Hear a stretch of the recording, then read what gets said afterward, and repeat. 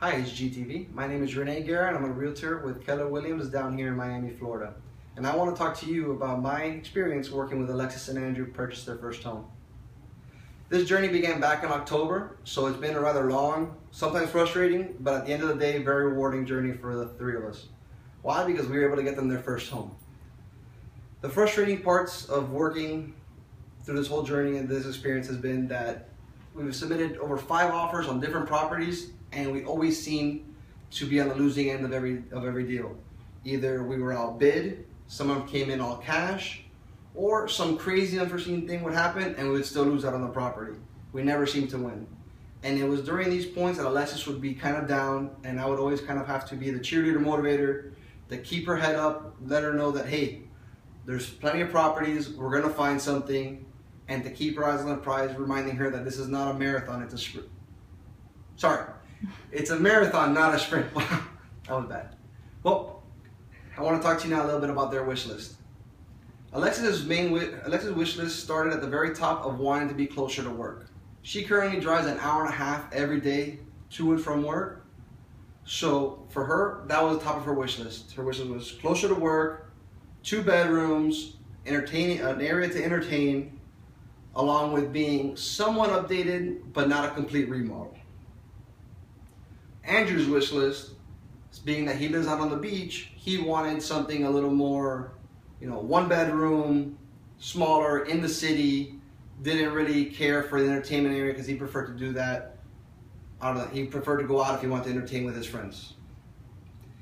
The architectural styles, Alexis was more of a contemporary person. She wanted something a little more traditional, something more home feeling, while Andrew preferred something a little more industrial. He wanted more of a loft city feel, more urban environment.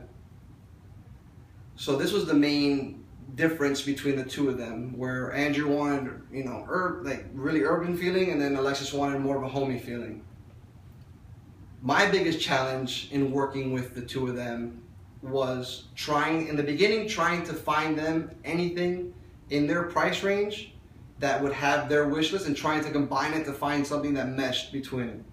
Once, after seeing about 4 or 5 places and we're realizing that we couldn't find a place that had a blend of what they were looking for, I then had to try and pick and choose what were the most important things and try and find a place that had as much of their wish list as possible in one. So as we began searching, we would go looking at the places, and we began seeing that everything in their price point didn't have a washer and dryer in the unit. Everything would have a laundry facility, and it slowly, on Alexis' wish list, that became the #1 thing on top of it. Needs a washer and dryer in the unit. She didn't want to be carrying her laundry down to a laundromat or down to the laundry facility to do her laundry. So as this process kept going, the challenge then for me was I had to start looking in areas that maybe they thought they didn't want to live, but I knew I could find everything they were looking in the area. So I started looking a little more in the suburbs, and I found a townhouse which had everything that Alexis was looking for in it. The only thing that she had to compromise on would have been the drive to work. So it was a little longer drive, but it had everything she would want. So let me tell you about her new home. Alexis Andrews' new home is located in Dayland Cove, just outside of Pinecrest in the suburbs. It is a 2-bedroom, 2.5 bath, both things of what she wanted, over 1,150 square feet of living area, which is a huge plus for them, and it had an outdoor patio area for entertaining, which for her she was ecstatic. She was so excited. Some other additional benefits that they didn't realize by living in this more suburban areas, she was closer to both their parents, along with their brothers and sisters. So, other things about their home. The main thing, also, let's not forget, it had a washer and dryer in the unit, which she was ecstatic about. And it also had that great contemporary feel that she was looking for. I want to take you guys on a quick tour of my living room.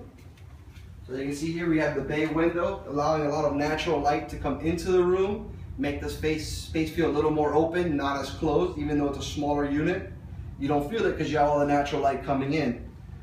One of the main challenges of having a townhome is storage space. You don't have a garage to store stuff, So we've had to get a little creative in places for storage. So as you can see here, this bench, it opens up and allows for additional storage, as well as underneath the stairs, we have an additional storage space to give space to put all our stuff here in the home. The house, as you can see, has the ceramic tile floors throughout, and with all the natural lighting, it feels a lot more open than what you would naturally feel in a smaller home.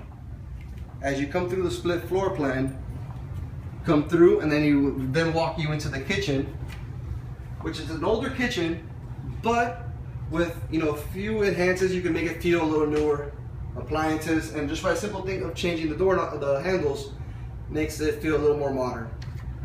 And that's about it for our tour. But I want to thank you, HGTV, for this opportunity, and I look forward to hearing from you.